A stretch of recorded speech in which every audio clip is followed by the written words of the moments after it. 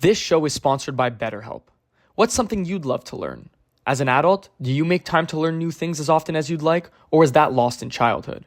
Kids are always learning and growing, but as adults, sometimes we lose that curiosity. With having to balance school, social life, and family, things tend to speed up really quickly in September, sometimes leaving me stressed or anxious. Therapy could be really beneficial, allowing you to slow down and take a step back. It's helpful for learning positive coping skills and how to set boundaries. If you're thinking of starting therapy, give BetterHelp a try. It's entirely online, designed to be convenient, flexible, and suited to your schedule. Just fill out a brief questionnaire to get matched with a licensed therapist and switch therapists at any time for no additional charge. Rediscover your curiosity with BetterHelp. Visit betterhelp.com/THPN today to get 10% off your first month. That's BetterHelp, HELP.com/THPN. Okay, so we're back for part two. We're going to go through another 5 trades that the Canadiens made during, again, like we mentioned at the top, Bergevin era, Kent Hughes era. A couple in here are from the Bergevin era, and honestly, Liam, it's funny because we obviously looked at what GPT graded the next set of 5 players based on the trades, based on the moves.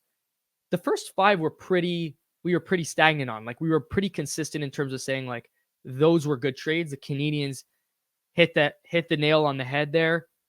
Like, I'm just, and now I'm obviously gonna put them up on the board, but it's so funny to me how these ones I find are all over the place, like just completely all over the place. We are not in line with any of these ratings, so I think that's gonna make it a little bit more fun. Yeah, we couldn't make these all good. We had to get some different opinions, different rankings in here. So be prepared for some bad trades. Be prepared. Yeah, and also just to let you guys know, like, obviously, let us know what you guys give down below as grades. Like, I always say this, Yeah. but we're always interested to see what you guys have to say. We love chatting about it, and it's fun. It's fun, and especially check us out on YouTube. We've been growing there as well. So if you're watching this on YouTube, thanks for tuning in, and if you're listening and you wanted to see our faces and join us on YouTube, make sure to check it out. We'll start with the first trade here, Liam. I'm gonna put it up on the board. The acquisition of Alex Newhook from the Colorado Avalanche, 7.5 out of 10 GPT gives it. They say Montreal traded significant assets, including a first and second round pick, to acquire Newhook, a 22-year-old forward with potential. While Newhook has shown flashes of promise, his production has yet to fully take off in the NHL. The Canadiens see him as a versatile player who can contribute more in a new environment and offer much-needed center depth. This trade is a bet on his development, similar to their acquisition of Kirby Duck. I'm going to say this right now, Liam. They said the right things. Like, Yeah. that is exactly the situation that the Canadiens are dealing with right now. But we came to a consensus on a rating. They gave 7.5, and we're going to give it a 6.5.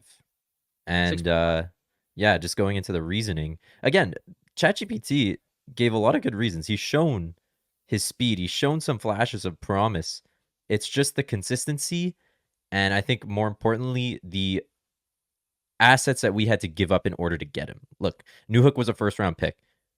We're both big fans of Newhook. We think he has a lot of potential, but giving up a first and a second-round pick when you're a rebuilding team at the time, again, Newhook falls into that age group that the Canadiens, are looking to build around, that 22 to 24-year-old range. But again, giving up a first and a second-round pick for a guy who hadn't shown too much yet was just a little, not concerning, but a little surprising. And I don't have the exact picks who Colorado selected, but I'll bring it up right now. I believe it if you was want to bring somebody it up. pretty good. Well, With that I'll let first you round bring pick. that up because I think it's interesting to like note how these picks turn out. I think it was actually Gulayev. It was Defensive Gulayev. Gulayev, yeah, who I think is, like you said, showing a bit of promise and could actually be a staple in Colorado. So we'll see about that. But kind of to that point, Liam, also, the one thing that I think is interesting in the GPT description is how he's versatile and how they see him as a center. We know that he's versatile. There's no doubt about that.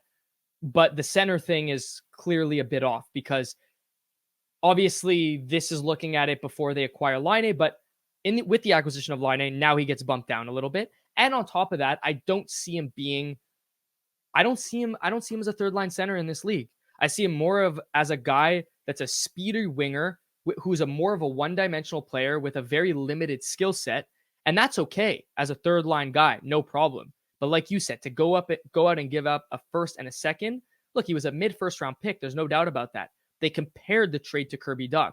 The difference is in Kirby Dach's case is that the Canadiens jumped Newhook had won a cup, but he didn't play a prominent role with Colorado. Kirby Dach was playing on a team that didn't utilize him properly, and he was young enough to the point where the assets that they were giving up were validated, I guess, if you could say. I just don't know what is Newhook's ceiling, and in my opinion, I don't see him ever really exceeding 60 points.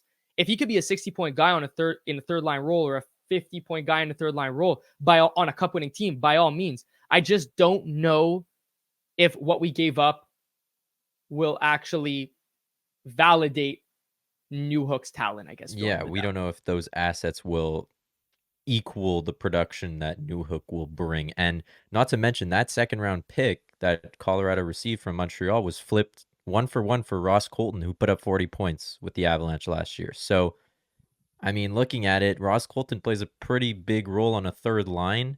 And if Newhook is going to be a third liner for the Canadiens, it's a bit of a trade-off here. It sounds like they gave up more than they actually got back. And again, Ross Colton brings that kind of aggressive third line style, while Newhook is more of a skilled guy. So for the role that Newhook might be playing in the future, we don't know if a first or a second was necessarily the best asset management, if you want to say it like that. And look, I mean, you definitely can't deny the 34 points in 55 games. I mean, if you're looking at that, you're looking at almost I'd have to do the math here, 34 and 55. I'll do that. But like he was on a 50-point pace, which is very, very respectable, especially on this Montreal Canadiens team. I just think, and again, I'm going to bring it up one more time, in the viewings that we got to see out of Newhook this season, he was injured a little bit, but when he was playing, he's a more, okay, this might come off wrong. He's a more skilled version of Josh Anderson, in the sense that there's not a lot to his game in terms of skill, and he's very much of a straight line skater, but I just don't know if he has the soft skills to get to the middle of the ice and rip a shot top corner from the high slot. I just don't see him being that player. He's a perimeter player. He's a bit soft, and that's okay in a third line role, no problem. I just don't see anything more than that going forward. I want him to be, but I don't see it.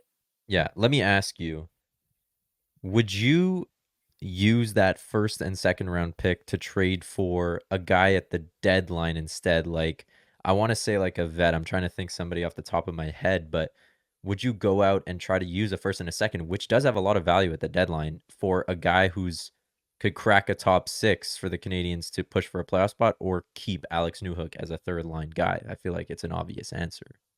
Are you saying are you saying this season?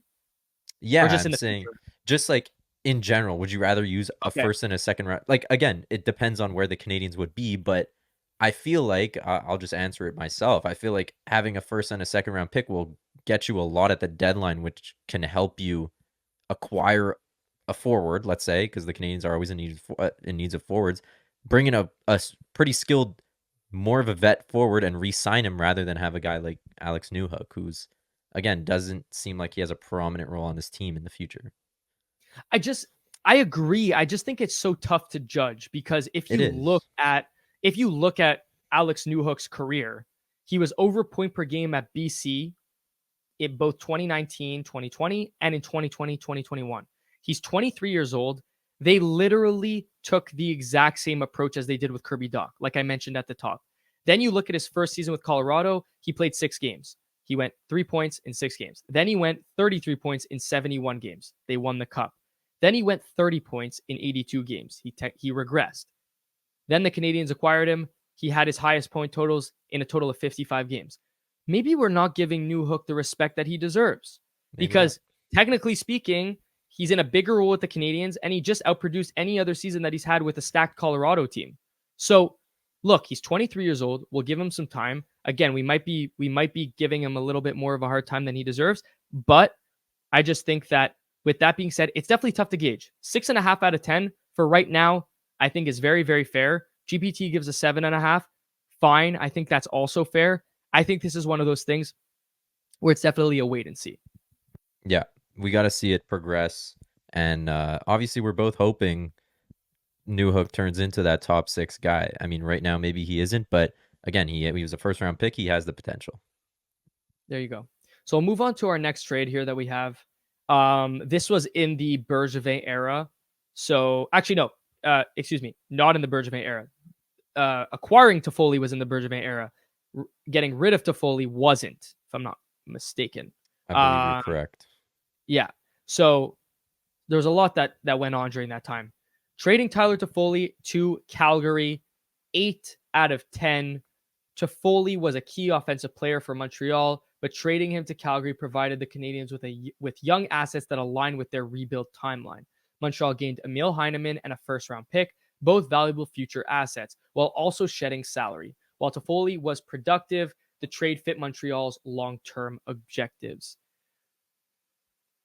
Interesting, Liam. Interesting, because for the first time, I feel like GPT actually acknowledged the fact that acknowledged what the Canadiens got in return for Toffoli. Let's talk about this. Let's break this down. Emil Heineman and a first-round pick that the Canadiens used to select Philip Messar back in 2022 for Tyler Toffoli. Good asset management, 100%.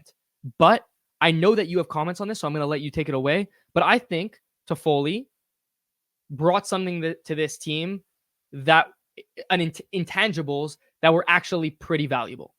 Yeah. Look, at the time of this trade, it seemed like the right move. Looking at where the Canadiens are now, wouldn't you love a guy like Tyler Toffoli on your team? A guy who scored key goals for the Canadiens, who had an outstanding year that COVID season.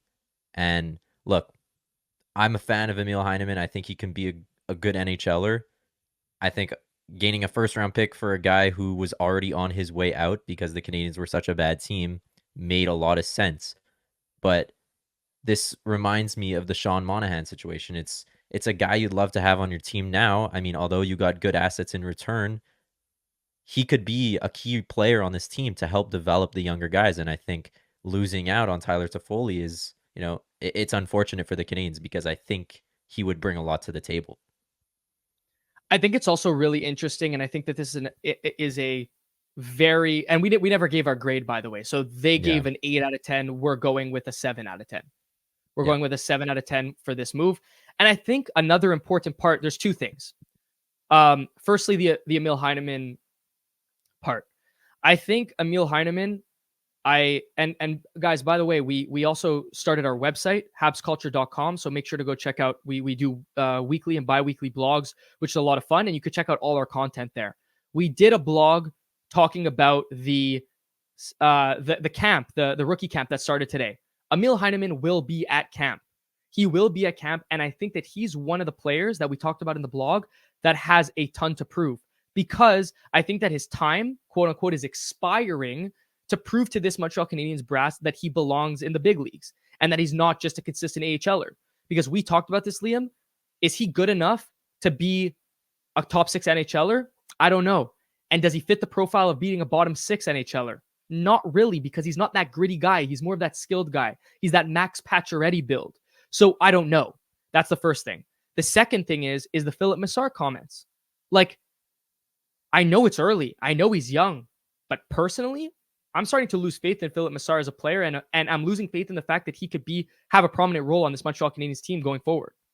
Yeah, I mean, had a tough season. We talked about this a lot already. Again, we talked about this a couple episodes ago, that these are two guys that probably can't crack a top 6 and also don't have that bottom 6 type of build or type of player style. So it's going to be tough for these two. And Messar struggled in the OHL as one of the older players on his team, wasn't even a first liner. So again, it's not very promising. And just going back to Tyler Toffoli in the return, again, it looked very promising at the time. And I think Emil Heineman has kind of not exceeded what we thought he would be at this point, but when we acquired him, there wasn't a lot of talk behind Emil Heineman, and I feel like now, maybe just because he's in the Habs system, we know more about him, but I feel like he had a solid AHL season last year and kind of brought his name more to light, while Messar is kind of, he's kind of declined a little based on the value of where he was selected. So it's kind of like not a trade-off, but they both either lost value or gain value. And I feel like that keeps the rating kind of similar to what it was when the trade happened. And that's why also, Liam, and this is the last point that I'll make on it, is that's why the stability of Toffoli right now at this point in time might outweigh the acquisition of Heineman and Massar. Now, Yeah. going back a few years when the Canadiens acquired Heineman and the first round pick, we might say, oh, smash spot. Toffoli's a UFA. He might not resign with the Canadiens. And on the contrary, the Canadiens are acquiring a young guy and a potential and a first round pick that could turn out to be valuable. But at this point in time, the reason we gave it a 7 is because Massar so far has not produced to the expectations that us as fans expect. And Heineman, even though he had 29 points in 48 AHL games, which is really not bad, we just don't know that if he'll ever be that stable NHLer. So with that being said, I think right now at this point in time, we would take Toffoli. Yeah. Yeah. I think I can agree with that. And hopefully you guys can agree with that as well. NFL Week 1 is here, and a new season means new ways to get in on the action at DraftKings Sportsbook, an official sports betting partner of the NFL. Ready to place your first bet? Try betting on something simple like picking a player to score a touchdown. George Pickens, Justin Jefferson, Amon-Ra St. Brown, these are all players that you can bet on at DraftKings Sportsbook. Ready to do a touchdown dance on your own? Score big with DraftKings Sportsbook, the best place to bet touchdowns. Download the DraftKings Sportsbook app and use code THPN. That's code THPN for new customers to get $250 in bonus bets when you bet just $5 and get 1 month of NFL Plus Premium on us.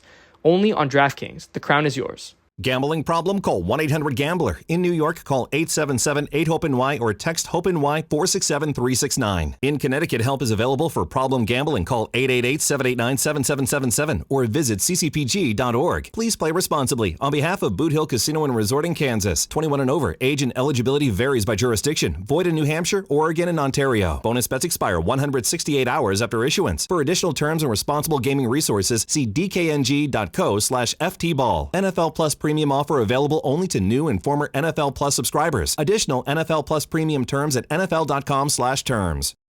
So we'll move on to the next trade, our third one in the back half here, and that is trading Jake Allen to New Jersey. ChatGPT gives it a 6 out of 10. Allen was a reliable goaltender for Montreal, but with younger goalies in the system and a rebuild in progress, trading him freed up cap space and potentially brought in assets like picks or prospects. While not a game changer, this move aligns with Montreal's goal of building for the future. 8 out of 10. Liam, our grade. It was a 6 out of 10. Oh, sorry, 6 out of 10. I was reading the prior one. 6 out of 10. I think this is the first time we both can agree with ChatGPT. Like, they mentioned everything correctly. He was a reliable goalie for the Canadiens. He did his job, but we had younger goalies in the system. We have younger goalies in the system that needed a chance to play, and Allen was unfortunately taking away from that. And that we talked about it last year. You know, we had that clip go viral about talking about the 3 goalie rotation. It just wasn't working, and getting rid of Jake Allen and allowing him to go and have an opportunity to win was the right move. Even though we only brought back a 3rd round pick, it's still way better than getting nothing. And honestly, I would have paid to get rid of Jake Allen in order for Montembeault and Primo to get more opportunity in the crease. Well, that's the thing too. I think you just highlighted it perfectly. It's the fact that it's not only what the Canadiens got in return for Jake Allen, it's what it allowed the Canadiens to do in terms of the development process for the 2 younger goalies that they have.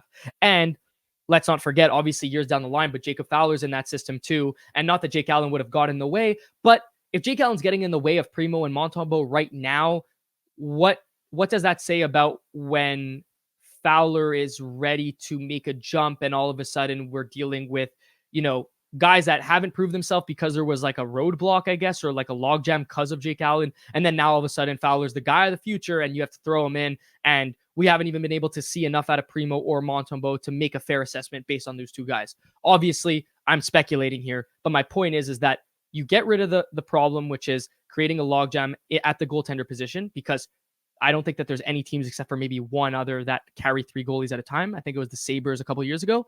And with that being said, you get rid of that. And as a result, you saw Primo play very, very well last season, a .910 save percentage through 23 games played with the Canadiens with a sub 3 goals against average. I mean, on a bottom 5 team in the league. Pretty solid. So Yeah. nice I to think see that he's getting the shot. the only team carrying more than 2 or 3 goalies right now is Detroit, who has I think the whole goalie roster in the NHL. I think they have like 15 goalies right now. So yeah, that's the only other team. But let's move on from that. 6 out of 10. Same rating as ChatGPT. I feel like that's respectable. Yeah, agreed. This is going to be one, Liam, that I think this is our last and final trade of the episode. So if you guys made it this far, thank you so much for listening. Always appreciated. And you guys are going to want to hear this because this is kind of where I think the Canadiens messed up bad. I think they messed up bad. But this is where it takes a turn. Put it up here. Trading Artturi Lehkonen to the Colorado Avalanche. ChatGPT 8.5 out of 10. Lehkonen's move to Colorado was bittersweet for Montreal. While he became a vital piece in Colorado's Stanley Cup run, the Canadiens received Justin Barron, a promising young defenseman, and a second-round pick. Lehkonen's departure allowed Montreal to stockpile assets while parting with a player who was approaching free agency. Our grade, 4 out of 10. Now, you guys might be saying that's crazy. That's outlandish. You guys are being harsh. I don't think so. I don't think so whatsoever. Not only did we give up a guy in Artturi Lehkonen that was loved by the fans and clearly just needed opportunity to be able to produce, Justin Barron just hasn't been it so far for Montreal. Hasn't been the guy that they thought that they were acquiring. And he's slowly falling out of this rotation on D that the Canadiens have. He's being surpassed by Hudson, Mailloux, Ryan Backer, Gouli, and I think that he's going to be competing for maybe a 6th or 7th spot, but I don't see him making it out of there. And at the cost of Artturi Lehkonen, I just don't see a world where we could be any more optimistic than a 4 out of 10. Yeah. Again, you guys might disagree with us here. 4 out of 10 is very low, but just the fact that we give up a guy who, I'm not going to say never had a real chance, but was never on a line that he was put in the best position to succeed. He gets traded to Colorado, instantly is put in that top 6, and again, instantly just performs and scores. He scored one of the biggest goals in Montreal Canadiens history, getting us past Vegas, and it just didn't seem right getting rid of him. Even though he was approaching free agency, he was a guy that was really loved by the Canadiens, like you mentioned, and the Canadiens fans. And it sucks. We're happy to see him win. We're happy to see him win a Stanley Cup, but it sucks to see a guy that we could have had who could have made that impact for the Canadiens. So, look, getting a first-round pick in Justin Barron and then an additional second, which was moved in the LA Kings trade in order to move up to select Michael Hage. Look, the return was good. The return was good at the time, but Justin Barron hasn't been exactly what we thought he would be. And like you mentioned, he's going to be competing in a logjam of a defensive room. So it just, to me, it's difficult to see a guy, or it's difficult to lose out on a guy like Lehkonen who's had the impact on the team he's been traded to. Yeah, I know. Honestly, and like it didn't hit me until I started looking at his stats again. And I'm like looking at his stats, and with the Canadiens in his final in his final season with the Canadiens, he had 29 points in 58 games. So very solid for a guy that wasn't even getting much usage on this Canadiens team, which wasn't even a good team in the first place, which sucks even more. And then let alone the next season, he goes out, he's injured. He puts up 9 points in 16 games. Sorry, same season, my bad. Traded at the deadline. 9 points in 16 games with Colorado. Instant impact. And then 14 points in 20 playoff games with Colorado and wins the cup. Like, obviously, it's easy to say now looking at what he did, but even at the time, there was a bit of promise towards Justin Barron, but I don't think anyone was overly high on him to the point where it was worth making this move. Like, that's the problem that I have.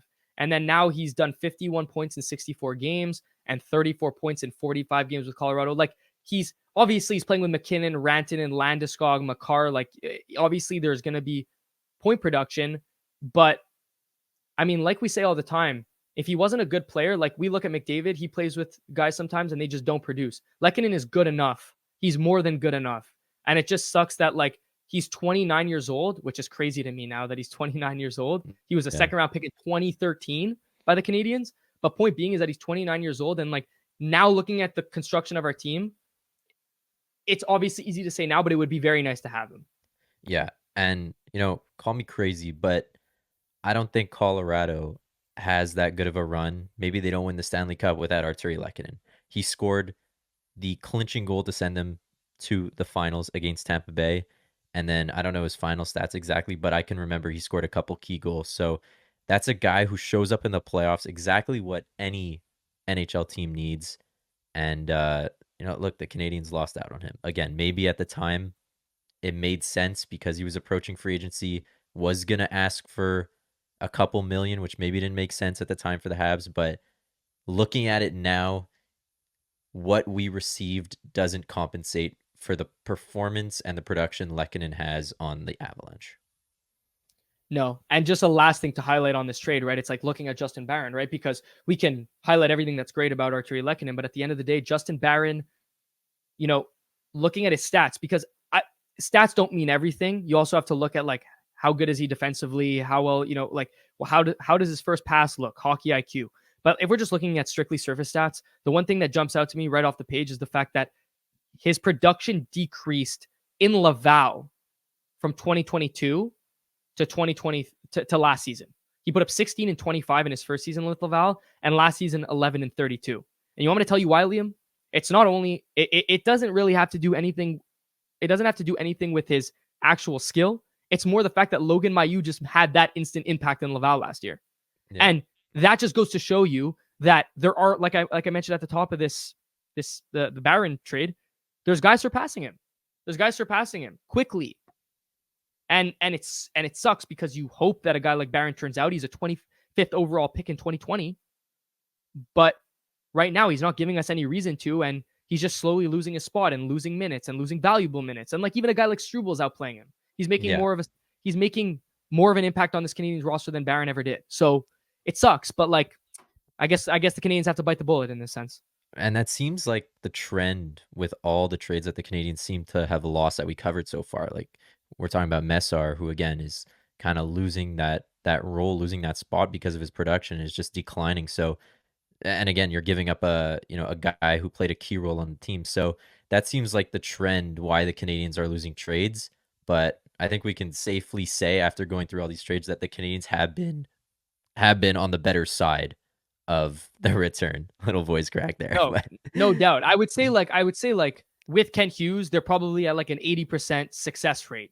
With the Bergevin trades and whatnot, I would say maybe like a 65 to 70. And the truth is, the reason that I say that is like for the Toffoli trade, which we think that they lost in the grand scheme of things, and this Artturi Lehkonen trade, which really, reduces points from the overall total. So, we'll leave it at that, though. I mean, that was really fun. Because obviously it's fun to look at the trades that they won, but it is really fun to analyze the trades that they lost or that we think they lost. And we'll leave it at that. Like I said, let us know what you guys think down below in terms of trades and in terms of grades. And it's always fun to talk about that. And if you guys have any ideas for our next episode leading up to the season, let us know down below. Yeah, so, maybe we come back. Maybe sorry to interrupt. Maybe we come back and do some of the older trades in like the mid 2010s and see how Chatgpt ranks those. Yeah, that would be fun actually. Pretty good idea. So we'll let that be for now. But thank you so much for tuning in. That was episode 87, and we'll see you guys next time.